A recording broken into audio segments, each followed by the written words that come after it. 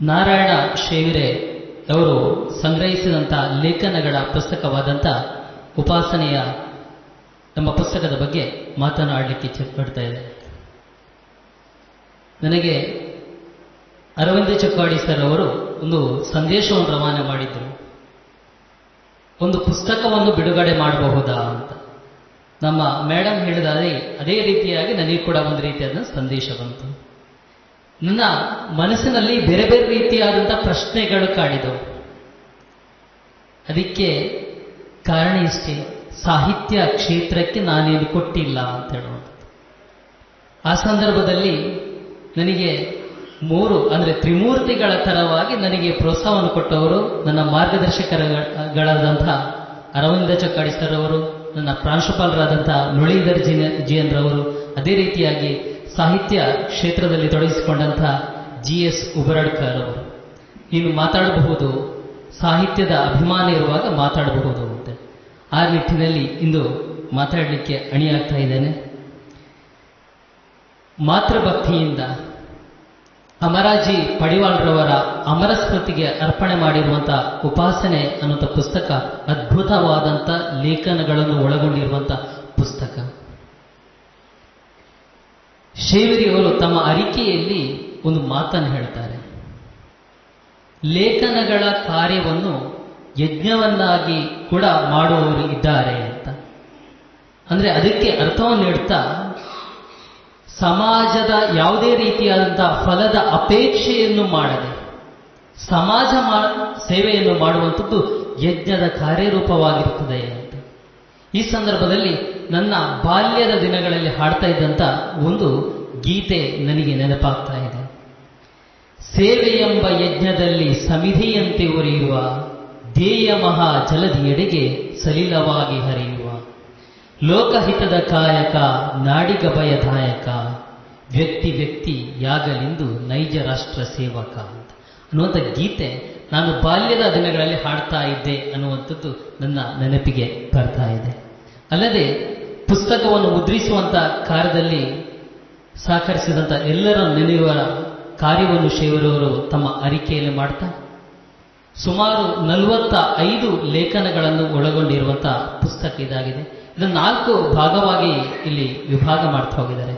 ಒಂದು ಉಪಾಸನೆ ಅಂತೇಳಿ, ಆನಂತರ ಮಣ್ಣು, ಮಳೆ, ನದಿ ಇತ್ಯಾದಿ, ಮೂರನೇದಾಗಿ ಮನೆ ಮಾತು, ಮತ್ತೊಂದು ಪರ್ವಕಾಲ ಅಂತ. ಈ ರೀತಿಯಾದಂಥ ವಿಭಾಗಗಳನ್ನು ಮಾಡ್ತಾ ಸುಮಾರು 45 ಲೇಖನಗಳನ್ನು ಇಲ್ಲಿ ಹೇಳಿದ್ದಾರೆ. ಮೊದಲನೇದಾದಂಥ ಲೇಖನ ಯಾವುದಂತ ಹೇಳಿದರೆ ಮೀರಿದವನಿಗಾಗಿ ಮೀರಿದವರಾಗಿ ಅಂತ. ಈ ಲೇಖನದಲ್ಲಿ ಪ್ರೀತಿಯ ವಿವಿಧ ರೀತಿಯಾದಂಥ ಆಯಾಮಗಳನ್ನು ಇಲ್ಲಿ ತೋರಿಸಿದ್ದಾರೆ. ಮಾತೆಯ ವಾತ್ಸಲ್ಯದ ಪ್ರೀತಿ, ಸಹಜವಾದಂಥ ಪ್ರೀತಿ, ಸಮವಯಸ್ಕರ ಪ್ರೀತಿ, ಭಕ್ತನ ಪ್ರೀತಿ, ಈ ರೀತಿಯಾದಂಥ ವಿಚಾರಗಳನ್ನು ಹೇಳ್ತಾ ಪ್ರೀತಿ ಮತ್ತು ವಿರೋಧ ಎಂದೂ ಒಂದಾಗಲಾರದು ಅನ್ನುವಂಥ ವಿಚಾರವನ್ನು ಹೇಳ್ತಾ ಇದ್ದಾರೆ. ಜೊತೆಗೆ ವಿರೋಧಾಭಕ್ತಿ ಅನ್ನುವಂಥ ವಿಚಾರವನ್ನು ತರುತ್ತಾ ರಾವಣ ಕಂಸಾದಿಗಳು ಕೂಡ ಮಹಾನ್ ಪ್ರೀತಿ ಭಕ್ತರೇ ಆಗಿದ್ರು ಅನ್ನುವಂಥ ವಿಚಾರವನ್ನು ಈ ಲೇಖನದಲ್ಲಿ ಹೇಳ್ತಾ ಹೋಗ್ತಾನೆ. ನಮ್ಮ ಮನಸ್ಸಿನಲ್ಲಿ ಒಂದು ಪ್ರಶ್ನೆ ಕಾಡ್ತದೆ, ಒಂದು ಪ್ರಶ್ನೆ ಉಂಟಾಗ್ತದೆ, ಸಮಾಜಕ್ಕೆ ಸಂತ ಯಾಕೆ ಬೇಕು ಅಂತ. ಒಂದು ಸಮಾಜದಲ್ಲಿ ಶಾಂತಿ ಸುರಕ್ಷತೆಗಳನ್ನು ಕಾಪಾಡುವುದಕ್ಕೋಸ್ಕರ ಸಮಾಜದಲ್ಲಿ ಸಂತ ಇರಲೇಬೇಕು. ಸಂತ ಎಂದ್ರೆ ಯಾರು ಅಂತ ಹೇಳುವಂಥ ಪ್ರಶ್ನೆಯನ್ನು ಮುಡ್ತಾ ಹೋಗ್ಬೋದು. ಆಸೆ ಆಕಾಂಕ್ಷೆಗಳನ್ನು ಮೀರಿದಂಥ ವ್ಯಕ್ತಿಯೇ ಸಮಾಜ ಸಂತ. ನಮಗೆ ಬುದ್ಧನ ಕಥೆಯಲ್ಲಿವರೆಗೂ ಗೊತ್ತಿರುವಂಥ ವಿಚಾರ, ಅಂಗುಲಿಮಾಲ ಕಟುಕನಾಗಿದ್ರು ಕೂಡ ತನ್ನ ದೃಷ್ಟಿಯಿಂದ ಅವನನ್ನು ಅಂಗುಲಿಮಾಲನ್ನು ಮನಪರಿವರ್ತನೆ ಮಾಡಿದ ಅನ್ನುವಂಥ ವಿಚಾರ ತಿಳಿದಿರುವಂಥದ್ದು. ಇಂಥ ವಿಚಾರಗಳನ್ನು ಸಮಾಜ ಸಂತ ಅನ್ನುವಂಥ ಲೇಖನದಲ್ಲಿ ಉಲ್ಲೇಖ ಮಾಡ್ತಾ ಹೋಗಿದ್ದಾರೆ. ಜೊತೆಗೆ ಧರ್ಮದ ಬಗ್ಗೆ ಹೇಳ್ತಾ ರಿಲಿಜಿಯನ್ನ ಭೀಕರತೆಯನ್ನು ಹೇಳುವಂಥ ವಿಚಾರವನ್ನು ಇಲ್ಲಿ ಕಂಡುಕೊಡಬಹುದು. ಅಂದರೆ ಯಾವ ರೀತಿಯಾಗಿ ಧರ್ಮ ಇದೆ, ಯಾವ ರೀತಿಯಾಗಿ ನಮ್ಮ ಧರ್ಮ ಸಾಗ್ತಾ ಇದೆ ಅಂತ ಹೇಳೋದು. ಧರ್ಮೋ ರಕ್ಷಿತಿ ರಕ್ಷಿತಃ ಅಂತ ಹೇಳುವಂಥ ಮಾತಿದೆ. ಧರ್ಮವನ್ನು ರಕ್ಷಿಸಿದಾಗ ಧರ್ಮವೇ ನಮ್ಮನ್ನು ರಕ್ಷಣೆ ಮಾಡ್ತದೆ ಅಂತ ಹೇಳುವಂಥದ್ದು. ಅಂದ್ರೆ ಇಲ್ಲಿ ಪ್ರಮುಖವಾಗಿ ಏನಾಗಿದೆ ಅಂತ ಹೇಳಿದ್ರೆ, ಧರ್ಮಾರ್ಥದ ವಿಕೃತ ಸ್ಥಿತಿ ಅನ್ನುವಂಥ ಲೇಖನದಲ್ಲಿ ಯಾವ ರೀತಿಯಾಗಿ ವಿಕೃತಗೊಳ್ತಾ ಹೋಗ್ತಾ ಇದೆ ಅನ್ನುವಂಥದ್ದನ್ನು ತಮ್ಮ ಲೇಖನದಲ್ಲಿ ಹೇಳ್ತಾ ಇದ್ದಾರೆ. ಅಲ್ಲದೆ ಧರ್ಮ ಮತ್ತು ಸ್ವಾಮಿ ಅನ್ನುವಂಥ ಲೇಖನದಲ್ಲಿ ದಯೇ ಧರ್ಮದ ಮೂಲವಯ್ಯ ಅಂತ ಹೇಳ್ತಾರೆ. ಪ್ರತಿಯೊಂದು ಮತ ಪಂಥಗಳಲ್ಲಿ ದಯೆ ಅನ್ನುವಂಥದ್ದು ಇದೇ ಇದೆ. ಈ ಲೇಖನವನ್ನು ಓದ್ತಾ ಹೋದಾಗ ನನಗೆ ಅತ್ಯಂತ ಸಂತೋಷವನ್ನು ಕೊಟ್ಟಂತ ಒಂದು ವಿಚಾರ ಏನು ಅಂತ ಹೇಳಿದ್ರೆ ದಯಾಮರಣ. ದಯಾಮರಣ ಅಂತ ಹೇಳಿದ್ರೆ ಏನಾಗಿದೆ ಅಂದ್ರೆ, ಆಪ್ತರಾದವರು ಪಡಬಾರದ ನರಕಯಾತನೆಯನ್ನು ಪಡುವಂತ ಸಂದರ್ಭದಲ್ಲಿ ಅವನು ಈ ನರಕಯಾತನೆಗಿಂತ ಸಾವೇ ಲೇಸೆ ಎಂಬುದು ಈ ದಯಾಮರಣದ ಕಲ್ಪನೆ ಅಂತ ಹೇಳಿ ನನಗೆ ಅನಿಸ್ತಾ ಇದೆ. ಅಂದ್ರೆ ಇತ್ತೀಚಿನ ದಿನಗಳಲ್ಲಿ ಆಗ್ತಾ ಇರುವಂಥದ್ದು ಅಂದ್ರೆ ಕೊರೋನಾದ ವಿಚಾರವನ್ನು ನೆನೆಸಿಕೊಂಡಾಗ ನನಗೆ ಅದೇ ರೀತಿಯಾಗಿ ಆಗ್ತಾ ಇದೆ ಅಂತೆ. ಜೊತೆಗೆ ಅರಿವಿನ ಹಿಂದೆ ಸಾಗಬೇಕಾದಂಥ ಒಳಹು ಅಂತ ಅದ್ಭುತವಾದಂಥ ವಿಚಾರ ಒಳಗೊಂಡಿದೆ. ಎಲ್ಲದಕ್ಕೂ ಅಗ್ರೇಸರ ಯಾರಾಗಿರುತ್ತೆ ಅಂತ ಹೇಳಿದ್ರೆ ಅರಿವು ಅಂತ. ಅರಿವಿನಿಂದಾಗಿ ನಮಗೆ ಹೊಳಹು ಉಂಟಾಗ್ತದೆ. ಆ ಹೊಳಹಿನ ಮೂಲಕವಾಗಿ ನಮಗೆ ಪ್ರತಿಭೆ ಸೃಜಿಸಲಿಕ್ಕೆ ಸಾಧ್ಯ ಅಂತ. ಭಟ್ಟ ತೌತ ಒಂದು ಮಾತನ್ನು ಹೇಳ್ತಾನೆ, ಪ್ರಜ್ಞಾ ನವನೋನ್ಮೇಷ ಶಾಲಿನಿ ಪ್ರತಿಭಾಮತ ಅಂತ. ಅಂದ್ರೆ ಏನಾಗಿದೆ, ಹೊಸ ಹೊಸ ರೀತಿಯಾದಂಥ ಒಳವುಗಳೇ ಆ ಪ್ರತಿಭೆಗೆ ಕಾರಣ ಆಗ್ತದೆ. ಆದರೆ ಎಲ್ಲದಕ್ಕೂ ಅಗ್ರೇಸರ ಏನಾಗಿರ್ತಾನೆ ಅಂತ ಹೇಳಿದ್ರೆ ಇಲ್ಲಿ ಅರಿವು ಅಂದ್ರೆ ಅನುಭವ. ಅದಕ್ಕೋಸ್ಕರವಾಗಿ ಹೇಳಿದ್ದು ಅನುಭವಾತ್ಮ ಕಾವ್ಯಸ್ಯ ಅಂತ. ಅಂದ್ರೆ ಅನುಭವವೇ ಕಾವ್ಯವಾಗಿ ಪರಿಣಮಿಸ್ತಾ ಹೋಗ್ತದೆ. ಅಂದ್ರೆ ಅನುಭವದ ಮೂಲಕ ನಾವು ಕಾವ್ಯವನ್ನು ಸೃಷ್ಟಿಸಲಿಕ್ಕೆ, ರಚನೆ ಮಾಡಲಿಕ್ಕೆ ಸಾಧ್ಯ ಅಂತ ಹೇಳುವಂಥದ್ದು ಈ ಅರಿವಿನ ಹಿಂದೆ ಸಾಗಬೇಕಾದಂಥ ಹೊಳಹು ಅನ್ನುವಂಥ ಕೃತಿಯಲ್ಲಿ ಇಲ್ಲಿ ಬರಿತಾ ಹೋಗಿದ್ದಾರೆ. ಅನಂತರ ಬರುವಂಥದ್ದು ತಂತ್ರಜ್ಞಾನದಿಂದ ತತ್ವಜ್ಞಾನದೆಡೆಗೆ ಅಂತ. ಇತ್ತೀಚಿನ ದಿನಗಳಲ್ಲಿ ಇದು ಪ್ರಸ್ತುತ ಅಂತ ಹೇಳಿ ಅನಿಸ್ತಾ ಇದೆ ನನಗೆ. ಯಾಕೆ ಪ್ರಸ್ತುತ? 2020 ಮಾರ್ಚ್ ತಿಂಗಳ ಸಮಯದಲ್ಲಿ ಏನಾಗಿತ್ತು ಅಂತ ಹೇಳಿದ್ರೆ, ಇಡೀ ವಿಶ್ವವನ್ನೇ ಕಾಡಿದ್ದು ಕೊರೋನಾ ಅನ್ನುವಂಥ ಭೀತಿ. ಇದರಿಂದಾಗಿ ಏನಾಗಿದೆ, ನಾವು ವಿಜ್ಞಾನ ಕ್ಷೇತ್ರದಲ್ಲಿ ಸಾಧನೆ ಮಾಡ್ತಾ ಹಳ್ಳಿಯಿಂದ ಪೇಟೆಗೆ ಹೋದವರು ನಾವು ಪುನಃ ಪೇಟೆಯಿಂದ ಹಳ್ಳಿಯ ಕಡೆಗೆ ಬರ್ತಾ ಇದ್ದೇವೆ, ಕೃಷಿಯಲ್ಲಿ ತೊಡಗಿಸಿಕೊಳ್ತಾ ಇದ್ದೇವೆ ಅನ್ನುವಂಥ ವಿಚಾರ. ಉಪನಿಷತ್ತಿನಲ್ಲಿ ಒಂದು ಮಾತಿದೆ, ಅನ್ನಂ ಬಹು ಕುರುವೀತ ಅಂತ. ಅನ್ನದ ಅಂದ್ರೆ ಆಹಾರದ ಧಾನ್ಯಗಳ ಉತ್ಪಾದನೆ ಜಾಸ್ತಿ ಮಾಡಬೇಕು. ಅದಕ್ಕೆ ಪೂರಕವಾಗುವಂತೆ ಏನಾಗಿದೆ ಅಂತ ಹೇಳಿದ್ರೆ, ಸರ್ವಜ್ಞ ಒಂದು ತನ್ನ ತ್ರಿಪದಿಯಲ್ಲಿ ಹೇಳ್ತಾ ಹೋಗ್ತಾನೆ, ಅನ್ನದಾನಗಳಿಂದ ಮುನ್ನದಾನಗಳಿಲ್ಲ, ಅನ್ನಕ್ಕಿಂತ ಮಿಗಿಲು ಇನ್ನಿಲ್ಲ ಜಗದೊಳು, ಅನ್ನವೇ ಪ್ರಾಣ ಸರ್ವಜ್ಞ ಅಂತ. ಅಂದ್ರೆ ಅನ್ನ ಅನ್ನುವಂಥದ್ದು ನಮಗೆ ಪ್ರಮುಖವಾಗಿ ಬೇಕಾಗಿರುವಂಥದ್ದು ಅಂತ. ಆ ಮೂಲಕವಾಗಿ ಏನಾಗಿದೆ ಅಂತ ಹೇಳಿದ್ರೆ, ಈ ತಂತ್ರಜ್ಞಾನದಿಂದ ತತ್ವಜ್ಞಾನದ ಕಡೆಗೆ ಅನ್ನುವಂಥ ಲೇಖನದಲ್ಲಿ ಈ ವಿಚಾರಗಳನ್ನು ಹೇಳ್ತಾ ಹೋಗಿದ್ದಾರೆ ಶ್ರೀವರಿಯವರು. ಆನಂತರ ಕಂಡುಬರುವಂಥದ್ದು ನಮಗೆ ಮೂರ್ತಿ ಪೂಜೆಯ ಒಳಹೊಕ್ಕು ಅಂತ. ಅಂದ್ರೆ ಏನನ್ನು ಹೇಳುತ್ತದೆ? ಒಂದು ಶ್ರದ್ಧಾಭಾವನೆಯನ್ನು ಹೇಳುತ್ತದೆ, ಅಮೂರ್ತವಾದಂಥ ಕಲ್ಪನೆಗಳನ್ನು ಹೇಳುತ್ತದೆ, ಮೂರ್ತವಾದಂಥ ಕಲ್ಪನೆಗಳನ್ನು ಹೇಳುತ್ತದೆ, ತತ್ವ ವಿಚಾರಗಳನ್ನು ಹೇಳುತ್ತದೆ, ವಿಚಾರದ ಪ್ರತಿಮೆನೇ ಹೇಳುತ್ತದೆ, ಪ್ರತಿಮಾ ತತ್ವವನ್ನು ಹೇಳುತ್ತದೆ. ಅಂದ್ರೆ ಈ ವಿಚಾರಗಳನ್ನು ಏನಾಗಿದೆ ಅಂತ ಹೇಳಿದ್ರೆ, ಏಕಲವ್ಯನ ಕಥೆಯ ಮೂಲಕ, ಏಕಲವ್ಯನ ಶ್ರದ್ಧೆಯ ಮೂಲಕ ಈ ವಿಚಾರವನ್ನು ಹೇಳುವಂತ ಕೆಲಸವನ್ನು ಇಲ್ಲಿ ಶ್ರೀವರಿಯವರು ಮಾಡಿದ್ದಾರೆ. ಅನಂತರ ಕಂಡುಬರುವಂಥದ್ದು ನಮಗೆ ಶಿವಭಾವದಿಂದ ಶಿವಪೂಜೆ ಅನ್ನುವಂಥ ಲೇಖನ. ಇಲ್ಲಿ ಪ್ರಮುಖವಾಗಿ ಜಾಗರಣ ತತ್ವ, ವಿಷ ಉಣ್ಣುವ ತತ್ವ, ಶಿವತತ್ವವನ್ನು ಹೊತ್ತಂತಹ ನಂದಿ, ಈ ವಿಚಾರಗಳಲ್ಲಿ ಏನಾಗಿದೆ ಅಂತ ಹೇಳಿದ್ರೆ, ಯಾವ ರೀತಿಯಾಗಿ ಪೂಜೆ ಅಂದ್ರೆ ಏನಾಗಿದೆ, ನಮ್ಮ ಸಂಸ್ಕಾರ ಯಾವ ರೀತಿಯಾಗಿ ಇರಬೇಕು ಅನ್ನುವಂಥದ್ದು ಜೊತೆಗೆ ಅಮೂರ್ತದಿಂದ ಮೂರ್ತದ ಕಡೆಗೆ, ಮೂರ್ತದಿಂದ ಅಮೂರ್ತದ ಕಡೆಗೆ ಯಾವ ರೀತಿಯಾಗಿ ಚಲಿಸುವಂಥದ್ದು ಅನ್ನುವಂಥದ್ದು ಈ ಶಿವನ ಆರಾಧನೆಯ ಮೂಲಕ ಮಾಡಬಹುದು ಅನ್ನುವಂಥದ್ದನ್ನು ಹೇಳ್ತಾ ಹೋಗಿದ್ದಾರೆ. ಅನಂತರ ಕಂಡುಬರುವಂಥ ಲೇಖನ ಯಾವುದಂತ ಹೇಳಿದ್ರೆ ಶಿವರಾತ್ರಿಯ ಜಾಗರಣಾ ತತ್ವ ಅಂತ. ಈ ಶಿವರಾತ್ರಿಯ ಜಾಗರಣಾ ತತ್ವದಲ್ಲಿ ಆದಿ ಅನಾದಿಗಳ ಕಲ್ಪನೆ, ಕತ್ತಲೆಯಿಂದ ಬೆಳಕಿನ ಕಡೆಗೆ ಚಲಿಸುವಂತ ರೀತಿ, ನಾವು ಯಾವ ರೀತಿಯಾಗಿ ಅಜ್ಞಾನದಿಂದ ಜ್ಞಾನದ ಕಡೆಗೆ ಏನು ಸಾಗಬಹುದು ಅನ್ನುವಂಥದ್ದನ್ನು ಅತ್ಯಂತ ಸುಂದರವಾಗಿ ಈ ಲೇಖನದಲ್ಲಿ ಹೇಳಿದ್ದಾರೆ. ಗಜಮುಖನೇ ಗಣಪತಿ ಅನ್ನುವಂಥ ಲೇಖನ ಅತ್ಯಂತ ಸುಂದರವಾಗಿದೆ. ಏನು ಹೇಳ್ತದೆ ಅಂತ ಹೇಳಿದ್ರೆ, ಹಿಂಡಿನಲ್ಲಿರುವಂಥ ಆನೆ ನಮಗೆ ಯಾವುದೇ ರೀತಿಯಾದಂಥ ತೊಂದರೆಗಳನ್ನು ಮಾಡುವುದಿಲ್ಲ. ಆದರೆ ಒಂಟಿ ಸಲಗಾಗಿದ್ರೆ ತನ್ನಿಂತಾನಾಗಿ ಪ್ರಚೋದನೆಗೊಳಗಾಗಿ ಯಾವುದೇ ರೀತಿಯಾದಂಥ ತೊಂದರೆಗಳನ್ನು ಮಾಡಬಹುದು. ಆದರೆ ಅಹಿಂಸೆಯನ್ನು ಸಹಿಸಿದಂಥ ಪ್ರಾಣಿಯೇ ಆನೆ. ಏನು ಗುಂಪಿನಲ್ಲಿರುವಂತಹ ಸಂದರ್ಭದಲ್ಲಿ ಏನೂ ಮಾಡೋದಿಲ್ಲ ಅಂತ ಹೇಳೋದಕ್ಕೆ, ದಸರಾ ಸಂದರ್ಭದಲ್ಲಿ ಅಂಬಾರಿಯನ್ನು ಹೊರುವಂಥ ಆನೆ ಒಂದಾಗಿದ್ರೆ 4-5 ಆನೆಗಳನ್ನು ಅಲ್ಲಿ ಇರ್ತವೋ ಏನೋ ಅಂತ ಹೇಳುವಂಥದ್ದ ಕಲ್ಪನೆ ನನ್ನ ಮನದಲ್ಲಿ ಮೂಡ್ತಾ ಇದೆ. ಅಂದ್ರೆ ಈ ರೀತಿಯಾಗಿ ಏನಾಗಿದೆ ಅಂತ ಹೇಳಿದ್ರೆ ಯಾವುದೇ ರೀತಿಯಾದಂಥ ತೊಂದರೆಗಳನ್ನು ಮಾಡೋದಿಲ್ಲ ಗುಂಪಿನಲ್ಲಿರುವಂಥದ್ದು. ಇಲ್ಲಿ ಒಂದು ಮಾತನ್ನು ಬಳಸ್ತಾರೆ, ಗಜಗಾಂಭೀರ್ಯ ಅಂತ. ಗಜದ ಗಂಭೀರತೆ ಯಾವ ರೀತಿಯಾಗಿ ಇರುತ್ತದೆ, ಗಂಭೀರವಾಗಿ ಯಾವುದೇ ರೀತಿಯಾದ ವಿಚಾರವನ್ನು ತೆಗೆದುಕೊಂಡಾಗಲೂ ನಾವು ಅದರ ಲಕ್ಷ್ಯದ ಕಡೆಗೆ ಸಾಗುವಂಥದ್ದು ಅತ್ಯಂತ ಸುಲಲಿತ ಆಗ್ತಾ ಹೋಗ್ತದೆ ಅನ್ನುವಂಥ ವಿಚಾರವನ್ನು ಈ ಗಜಮುಖನೇ ಗಣಪತಿ ಅನ್ನುವಂಥ ಲೇಖನದಲ್ಲಿ ಹೇಳಿದ್ದಾರೆ. ಅನಂತರ ಯೋಗದ ಬಗ್ಗೆ ಹೇಳ್ತಾ, ಜೂನ್ 21 ವಿಶ್ವ ಯೋಗ ದಿನಾಚರಣೆ ಅಂತೇಳಿ ವಿಶ್ವಸಂಸ್ಥೆ ಅಂಗೀಕರಣ ಮಾಡಿತು. ಅದರ ಮೂಲಕವಾಗಿ ನಾವು ಉತ್ತಮವಾದಂಥ ಆರೋಗ್ಯವನ್ನು ನಮ್ಮಲ್ಲಿ ರೂಪಿಸಿಕೊಳ್ಳುವುದರ ಮೂಲಕ ಸಮಾಜ ಯೋಗವನ್ನು ಕೂಡ ಕೊಡಬೇಕು, ಸಮಾಜ ಕೂಡ ಉತ್ತಮ ರೀತಿಯಾದಂಥ ಆರೋಗ್ಯವನ್ನು ಕೊಡಬೇಕು ಅನ್ನುವಂಥ ಕಲ್ಪನೆಯನ್ನು ಇಲ್ಲಿ ಮೂಡಿಸ್ತಾ ಹೋಗಿದ್ದಾರೆ.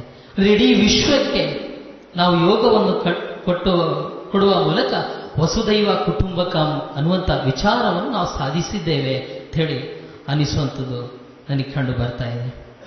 ಆನಂತರ ಕಾಪಾಡಬೇಕಾದಂಥ ಹಿಮಾಲಯ ನಮಗೆ ರಕ್ಷಣೆ ಕೊಡ್ತಾ ಇದೆ. ಅದು ರಕ್ಷಣೆ ಕೊಡಬೇಕು ಅಂತ ಹೇಳಿದ್ರೆ ನಾವು ಹಿಮಾಲಯಕ್ಕೆ ರಕ್ಷಣೆ ಕೊಡಬೇಕು.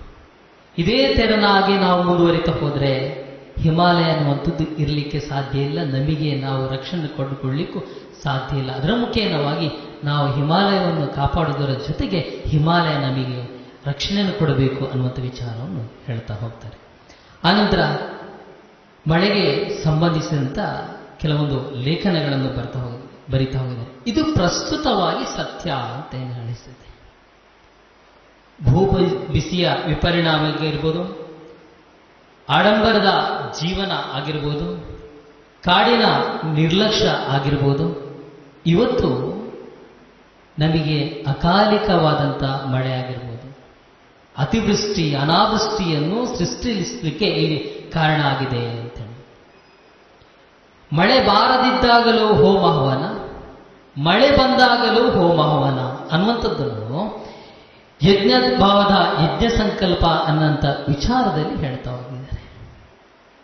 ನಮಗೆ ತಿಳಿದಿರುವಂಥ ವಿಚಾರ. ಅದಕ್ಕೋಸ್ಕರವನ್ನು ಗೊತ್ತಿಲ್ಲ, ಒಂದು ವರ್ಷ ಮಳೆ ಬರಲಿಲ್ಲ ಅಂತ ಹೇಳಿದ್ರೆ ಬರುವ ವರ್ಷ ಸರಿ ಮಳೆ ಬಂದು ಕೊಚ್ಚಿಕೊಂಡು ಹೋಗ್ತದೆ.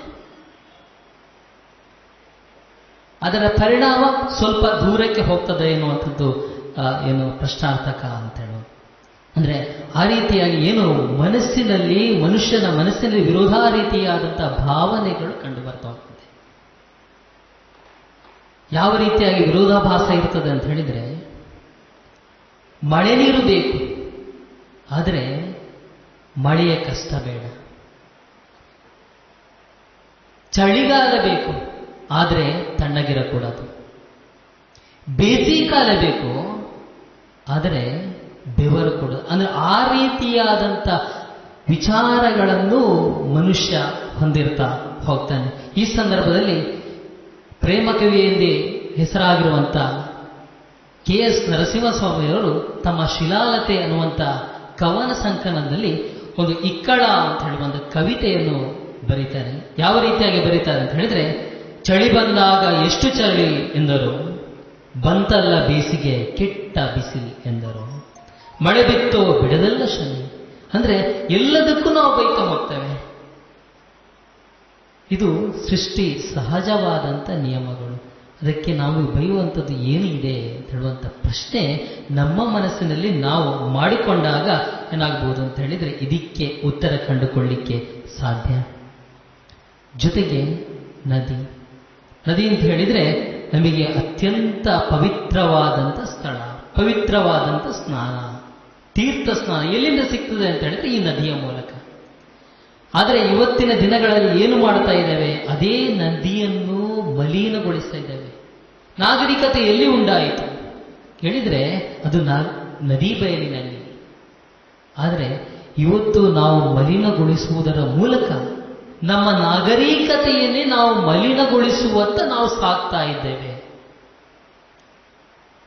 ಅದರ ಪರಿಣಾಮ ನಮಗೆ ಇವಾಗ ಗೊತ್ತಾಗದಿದ್ರೂ ಮುಂದಕ್ಕೊಂದು ದಿವಸ ಭವಿಷ್ಯತ್ ಕಾಲದಲ್ಲಿ ಗೊತ್ತಾಗಬಹುದು ಅನ್ನೋದು ಮುನ್ಸೂಚನೆಯನ್ನು ಈಗಲೇ ಕೊಡ್ತಾ ಹೋಗ್ತಾ ಇದ್ದಾರೆ. ಜೊತೆಗೆ ಭೂಬಿಸಿಯ ಪರಿಣಾಮ ಆಗಿರ್ಬೋದು. ಭೂಬಿಸಿಯ ಪರಿಣಾಮ ಇದೇ ತೆರನಾಗಿ ಮುಂದುವರಿದ್ರೆ ಕೆಲವೇ ವರ್ಷಗಳಲ್ಲಿ ನಮ್ಮೆಲ್ಲ ಸರ್ವನಾಶ ಆಗಬಹುದು. ಭೂಮಿ ಸಮತೋಲನ ಸ್ಥಿತಿಯನ್ನು ಕಂಡುಕೊಳ್ಳಲಿಕ್ಕೆ ಸುಮಾರು 14 ಡಿಗ್ರಿ ಬೇಕು, ಸೆಲ್ಸಿಯಸ್ ಬೇಕು ಅಂತ ಹೇಳುವಂತ. ಆದರೆ ಇವತ್ತು ಈ ರೀತಿಯಾಗಿ ಅರಣ್ಯದ ನಾಶ, ಆಡಂಬರದ ಜೀವನವನ್ನು ಮಾಡ್ತಾ ಹೋದ್ರೆ ಇದು 1% ಜಾಸ್ತಿ ಆದರೂ 1% ಕಡಿಮೆ ಆದರೂ ನಮಗೆ ಅತ್ಯಂತ ಪರಿಣಾಮವನ್ನು ಕೊಡುವಂತ ಸಾಧ್ಯತೆಗಳು ಇದೆ ಅಂತ ಹೇಳುವಂಥ.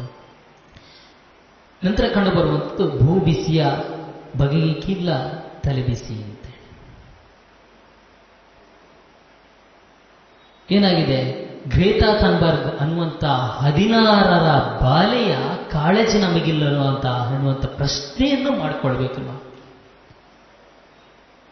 ಏನು ಈ ಭೂ ಬಿಸಿ ಏರ್ತಾ ಇದೆ, ಇದರ ಮೂಲಕ ಏನು ಪರಿಣಾಮವನ್ನು ಹೊಂದಬಹುದು, ನಾವು ಯಾವ ರೀತಿಯಾದ ಸಮಸ್ಯೆಯನ್ನು ಎದುರಿಸಬಹುದು ಅನ್ನುವಂಥ ಕಾಳಜಿ ಗ್ರೇಟಾ ಥನ್ಬರ್ಗ್ ಅನ್ನುವಂಥ 16ರ ಬಾಲೆಗಿತ್ತು. ಆದರೆ ಬುದ್ಧಿವಂತರಾದ ನಮಗೆ ಇಲ್ಲಲ್ವಾ ಅನ್ನುವಂಥ ವಿಚಾರ, ಬೇಸರವನ್ನು ಇಲ್ಲಿ ಹೇಳ್ತಾ ಹೋಗ್ತಾ ಇದ್ದಾರೆ. ಜೊತೆಗೆ ಅಮೆಜಾನ್ ಕಿಚ್ಚು ಯಾವ ರೀತಿಯಾಗಿ ಬಿಸಿ ಮುಟ್ಟಿಸ್ತಾ ಹೋಗ್ತಾ ಇದೆ ಅನ್ನುವಂಥ ವಿಚಾರಗಳನ್ನು ಹೇಳ್ತಾ ಹೋಗ್ತಾರೆ. ಲೇಖನಗಳನ್ನು ಓದ್ತಾ ಹೋದಾಗ ನನಗೆ ಹಳ್ಳಿಗರಿಂದ ನಗರ ಮಾಲಿನ್ಯ ಅಂತ ಹೇಳುವಂಥ ವಿಚಾರ ಹೇಗೆ ಸಾಧ್ಯವೋ, ಏನು ಹಳ್ಳಿಯಲ್ಲಿ ಅಂತ ನಗರ ಮಾಲಿನ್ಯ ಏನು ಮಾಡ್ತಾರೆ ಅಂತ ಹೇಳುವಂಥ ಪ್ರಶ್ನೆಗಳು ಕಾಡ್ತಾ ಹೋದ. ಇದೊಂದು ಅವಾಸ್ತವಿಕವಾದಂಥ ವಿಚಾರ. ದಿಲ್ಲಿಯಲ್ಲಿ ಆಗ್ತಾ ಇರುವಂಥ ಏನು ನಗರ ಮಾಲಿನ್ಯ ಇದೆ, ಅದಕ್ಕೆ ಕಾರಣ ಹಳ್ಳಿಗರು ಅಂತ ಹೇಳುವುದು ಅವಾಸ್ತವಿಕ. ಇದು ಹಳ್ಳಿಯ ಜೀವನದ ಮೇಲೆ, ಹಳ್ಳಿಯ ಕೃಷಿಯ ಮೇಲೆ ಮಾಡುವಂಥ ಹುನ್ನಾರ. ಅಂದ್ರೆ ಏನಾಗಿದೆ ಅಂತ ಹೇಳಿ, ಈ ಕಬಳಿಸುವ ಮೂಲಕ, ಆ ಹುನ್ನಾರದ ಮೂಲಕ ಆ ಪ್ರದೇಶಗಳನ್ನು ಕಬಳಿಸುವ ಮೂಲಕ ಅಲ್ಲಿ ಕೂಡ ಏನೋ ತಂತ್ರಜ್ಞಾನಗಳನ್ನು ಅಳವಡಿಕೆ ಮಾಡಬೇಕು ಅನ್ನುವಂಥ ವಿಚಾರ ಏನು ಮನಸ್ಸಿನಲ್ಲಿ ಮೂಡ್ತಾ ಹೋಗ್ತಾ ಇದೆ ನನಗೆ. ಜೊತೆಗೆ ಪ್ರೀತಿ, ಸೇವೆ, ಹಳ್ಳಿ, ವೈಶ್ವಿಕತೆ ಅನ್ನುವಂಥ ವಿಚಾರದಲ್ಲಿ ಲೇಖನದಲ್ಲಿ ವಸಂತ ಹೆಬ್ಬಾರ್ ಅವರ ವಿಚಾರಗಳನ್ನು ಹೇಳ್ತಾ, ಯಾವ ರೀತಿಯಾಗಿ ರತನ್ ಟಾಟಾರೊಂದಿಗೆ ಇದ್ದಂಥ ಸ್ನೇಹ ಭಾವಗಳಾಗಿರ್ಬೋದು, ಇಂದಿರಾ ಗಾಂಧಿಯವರೊಂದಿಗೆ ಇದ್ದಂಥ ಸ್ನೇಹ ಭಾವಗಳಾಗಿರ್ಬೋದು, ಜೊತೆಗೆ ಹಳ್ಳಿಯ ಜೀವನ ಹೇಗಿದೆ, ಪೇಟೆಯಿಂದ ಹಳ್ಳಿಗೆ ಬಂದು ಹಳ್ಳಿಯವರ ಸೇವೆ ಮಾಡಿದಂಥ ವಿಚಾರ, ಹಳ್ಳಿಯವರನ್ನು ಎತ್ತರಿಸುವಂಥ ವಿಚಾರ ಇಲ್ಲಿ ಏನಾಗಿದೆ ಅಂತ ಹೇಳಿದ್ರೆ ಪ್ರೀತಿ, ಹಳ್ಳಿ, ಸೇವೆ ಮತ್ತು ವೈಶ್ವಿಕತೆ ಅನ್ನುವಂಥ ಲೇಖನದಲ್ಲಿ ಪ್ರಸ್ತುತ ಪಡಿಸಿದ್ದಾರೆ. ನಂತರ ಕುಟುಂಬದ ಬಗ್ಗೆ, ಸಮಾಜದ ಅತಿ ಚಿಕ್ಕ ಘಟಕ ಅಂತ ಹೇಳಿದ್ರೆ ನಮಗೆ ಕುಟುಂಬ. ಇಡೀ ಸಂಸ್ಕಾರವನ್ನು, ಪ್ರೀತಿ, ವಾತ್ಸಲ್ಯ, ವಿಶ್ವಾಸಗಳನ್ನು ಕಲಿಸುವಂತ ಅದು ತಾಣ ಅಂತ ಹೇಳಿದ್ರೆ, ಮೂಲ ನೆಲೆ ಅಂತ ಹೇಳಿದ್ರೆ ಅದು ಕುಟುಂಬ. ಅದಕ್ಕೆ ಮೂಲ ಕಾರಣಕರ್ತರು ಯಾರು ಅಂತ ಹೇಳಿದ್ರೆ ತಾಯಿ. ನಾವು ಯಾವತ್ತೂ ಬಯಸುವುದು ಏನು ಅಂತ ಹೇಳಿದ್ರೆ ಇಡೀ ಜಗತ್ತಿನ ಜನರು ಸುಖವಾಗಿರಬೇಕು. ಅಂದ್ರೆ ಆ ರೀತಿಯಾದಂಥ ನೆಲೆಗಟ್ಟು ಎಲ್ಲಿದೆ ಅಂತ ಹೇಳಿದ್ರೆ ನಮ್ಮ ಭಾರತೀಯ ಸಂಸ್ಕೃತಿಯಲ್ಲಿ, ನಮ್ಮ ಭಾರತೀಯ ಸಂಸ್ಕಾರದಲ್ಲಿ ಅಡಕವಾಗಿದೆ ಅನ್ನುವಂಥ ವಿಚಾರವನ್ನು ಇಲ್ಲಿ ಹೇಳ್ತಾ ಹೋಗ್ತಾರೆ. ಜೊತೆಗೆ ಹಿಂದವಿ ಸ್ವರಾಜ್ಯದ ಕಲ್ಪನೆಗಳ ಬಗ್ಗೆ ಹೇಳ್ತಾ ಯಾವ ರೀತಿಯಾಗಿ ಜೀಜಾಬಾಯಿ ಶಿವಾಜಿಗೆ ಪ್ರೋತ್ಸಾಹವನ್ನು ಕೊಡ್ತಾ ಹೋದ್ರು, ಅದೇ ರೀತಿಯಾಗಿ ದಾದಾಜಿ ಕೊಂಡದೇವರು ಯಾವ ರೀತಿಯಾಗಿ ಅವರನ್ನು ಪ್ರೇರಣೆ ನೀಡ್ತಾ ಹೋದ್ರು, ಶಿಕ್ಷಣವನ್ನು ಕೊಟ್ಟರು ಅನ್ನುವಂಥ ವಿಚಾರಗಳನ್ನು ಹೇಳ್ತಾ ಹೋಗ್ತಾರೆ. ಸಮಾಜ ಗುರುವಿನ ಪದತಳದಲ್ಲಿ ಎಂಬ ಲೇಖನದಲ್ಲಿ ಜ್ಞಾನಾರ್ಜನೆಗಾಗಿ ಇರಬೇಕಾದುದು ಸ್ವಚ್ಛ ಮನಸ್ಸು. ಸ್ವಚ್ಛ ಮನಸ್ಸಿನ ಪ್ರಮುಖವಾದಂಥ ಲಕ್ಷಣ ಯಾವುದು ಅಂತ ಹೇಳಿದ್ರೆ ಶ್ರದ್ಧೆ. ಶ್ರದ್ಧೆ ಅಂದ್ರೆ ಏನು ಅಂತ ಹೇಳಿದ್ರೆ ಪ್ರೀತಿ,